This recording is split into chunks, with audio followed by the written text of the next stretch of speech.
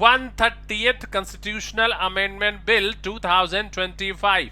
सोचिए, अगर प्रधानमंत्री, मुख्यमंत्री या मंत्री जेल चले जाएं तो क्या वो जनता का काम कर पाएंगे?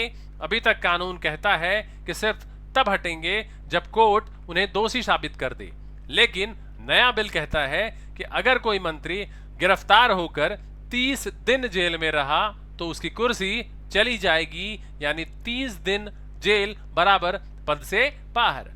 क्या ये लोकतंत्र की सफाई है या लोकतंत्र पर वार? आइए इसको जरा विस्तार से समझते हैं। पहले हम बिल का प्रावधान समझते हैं, उसके प्रोविजन को। अगर प्रधानमंत्री, मुख्यमंत्री या कोई मंत्री किसी गंभीर अपराध में फंसे जिसका न्यूनतम दंड 5 साल या उससे ज्यादा है और वो लगातार 30 दिन जेल में रहे तो उन्हें पद को छोड़ना होगा। आसान भाषा में कहे तो बड़ा अपराध प्लस 3 दिन जेल बराबर मंत्री की कुर्सी गई। पहले क्या था और अब क्या है, इसमें अंतर समझते हैं।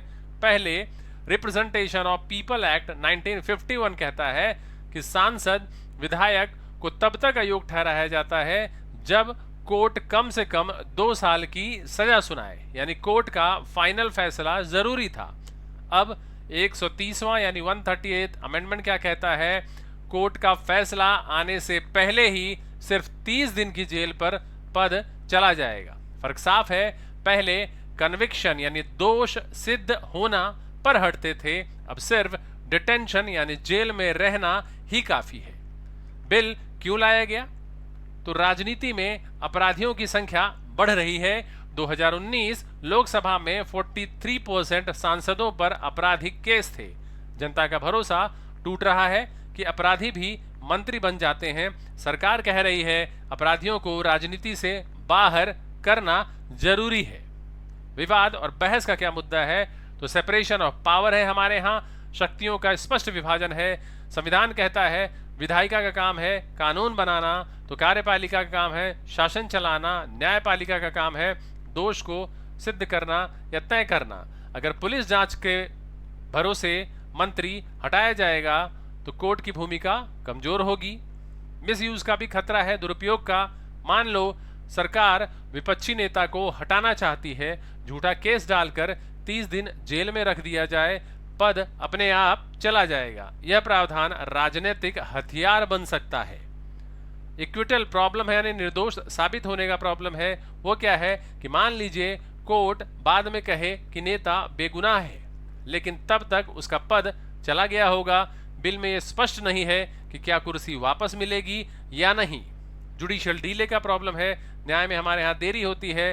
भारत में केस 5 से 10 साल तक चलते हैं। अगर झूठे केस में किसी को जेल भेज दिया गया तो वो सालों बाद निर्दोष साबित होगा, लेकिन तब तक उसका राजनीतिक करियर खत्म हो चुका होगा।